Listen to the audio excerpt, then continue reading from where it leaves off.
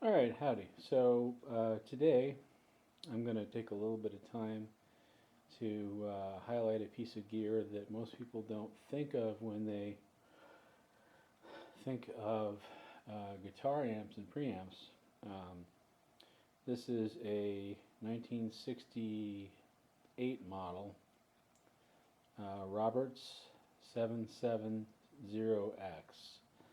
Um, Now, Roberts is not a name a lot of people recognize in electronics today, but these were made by Akai, and they were made by Akai back in the day when it was um, desirable to make it look like things were made in the U.S., even though this particular one is, of course, Japanese. It's a tube-powered tape recorder, so you'll see the transport deck above there that has the playback and so forth. And then you see down here two separate monaural amps, which are just for basically you take the audio output of the heads up on the tape recorder and you send one side to each of these amps. You can either have just the top one on, which is the left, or you can switch on the bottom one, which is stereo. Don't know if you'll be able to see here, but see how that has stereo or mono on it? So when you flipped on the right side, that said you wanted to play something that was in stereo. This particular deck also has a lot of really cool features to it. There's the nameplate, but if you look up here, you'll see it has this cross-track head adjustment, which is something that Akai did. And then down here, they have what's called sound on sound mode. And what that would do is when you would go to record, after you recorded the first part, you could actually play back a second part while you were recording the first one, and you'd be able to essentially multi-track several parts over one another. So kind of be your own little garage Les Paul while you're doing that. Now, I love these little Roberts and Akai recorders. They're unfortunately, being roughly 60 years old, 55 to 60 years old, most of them, not super reliable as tape machines. This particular one here has some kind of a disease where, despite the fact that I've replaced the run capacitors for the motor and I've replaced the belts and I've cleaned everything else up, just wants to basically stop motion as soon as I put it into high-speed playback. It will play back on the slow speed, 3 3/4, but not 7.5. So it's not very useful as a recorder anymore, unfortunately. But I have other machines that do different speeds and so forth. Right here I've got two of them stacked up together. That one of them is a Tascam BR20 in the back that does 15 IPS, and it does it's half-track stereo, so 2 tracks, one way only.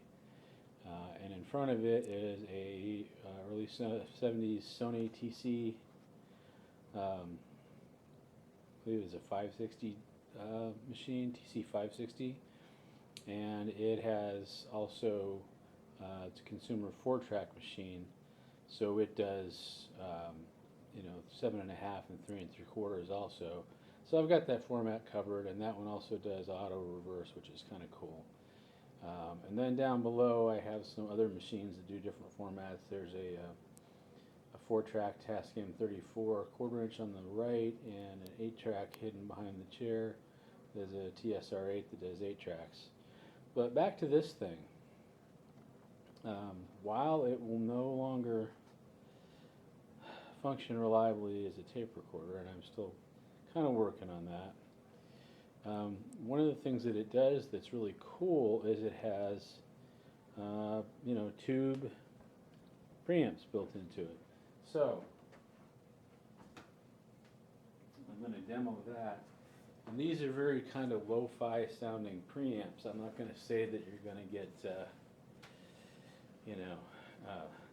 two rock sound out of these or anything. But these have plugins for phono playback, so you could put in a tape recorder input here, and that's probably closest to a guitar output. You've got preamp out, so from some other components preamp versus a line level or instrument level signal, and then you've got line and you've got mic. And you have this button here which turns on amplifiers in both of these units, right, so that you can hear what's coming back out of them. You turn that off and the speakers basically go off. So if I plug into the phono input of this thing and turn it up, then you'll get nothing, because because I didn't plug it in. You'll get some just hellacious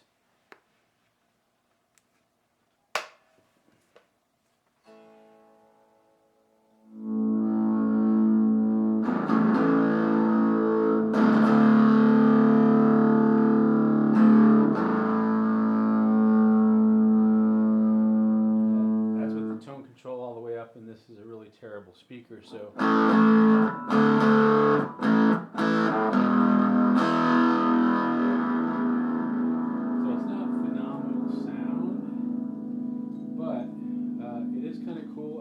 send the output of that amp to another amplifier or to a recording interface. Now what I'm going to do here is I'm going to crank the volume on this all the way up, which I think the whole thing is 3 watts, which is not very powerful.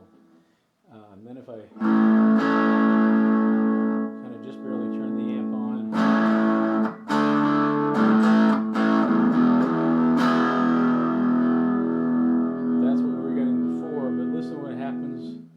turn the guitar volume up, you can kind of get a kind of a grindy sound.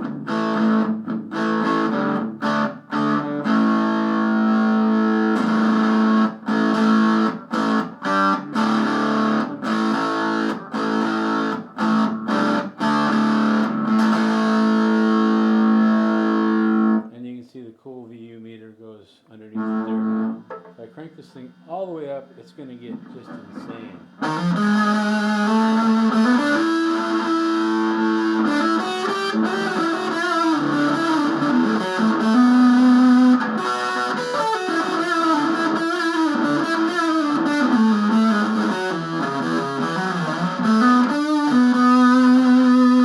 That's a bridge pickup. If I go in the middle here,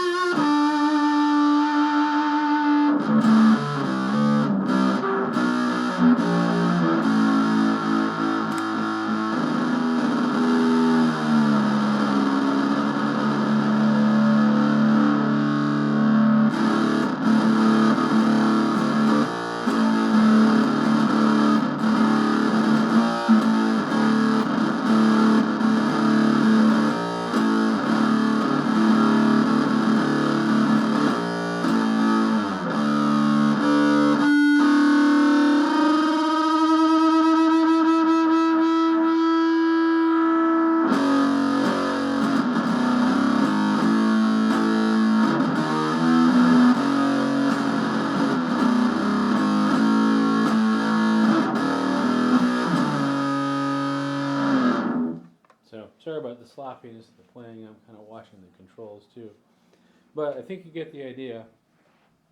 It makes a really cool, uh, you know, kind of alternative sound if you're looking for some cool guitar tones. So even if you find one of these and you know, the tape player part of it is not working that great, I got this one really cheap.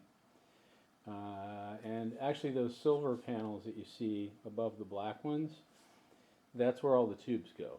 So basically each of these preamps is an autonomous electronic unit. And in fact, the one on the bottom, the right hand channel, what they did, instead of splitting the power supply equally to both of those, is it was kind of designed as an afterthought. So what happens is there's actually a plug-in up top where you plug the right hand one in. So you can actually pull that right hand one out just by itself, plug it into the wall, and then there's a speaker out on the lower right there, and you could literally just plug it right in to anything you want to, take it out completely away from that tape recorder, and you could use it any way you want to, which I think is really cool. So, you know, something to consider. I don't like to butcher vintage equipment if it can be saved. You know, I love tape recorders of all ages and sizes and types, and this is one of only two that I've got that's tube powered. And the sad thing about it is that the tube powered part of it isn't the part that's broken. The part that's broken is the mechanicals up top. There's something just not working right in there, or something missing where the play just isn't working on the high speed. But instead of being a complete write-off, now it is a cool guitar preamp. So check it out if you get a chance. Sometimes you can find these. Don't go looking in shops. They don't want too much for them. I've seen these listed for as much as like $750, which is crazy for this, you know, 60-year-old tape recorder that probably doesn't work. And this one I got for, you know, like 10% of that. So that was pretty good. And for a pair of working tube preamps, and you know, even if the transport itself doesn't work, it's worth it. So. And if you do, you can use the preamps by themselves, still hook up to the tape recorder like that, because the tape recorder motor has its own power on the top side. So you don't have to get it involved if you don't want to. You can just use the preamps for fun. Or even if you decide to go ahead and pull that bottom preamp out, it's a very reversible thing to do. You know, you unplug a couple of connectors and you can plug it all back in when you want to. So check it out. I think it's a cool, just a cool alternative to, you know, whatever's out there today, and definitely a sound that you could make your own. That's it.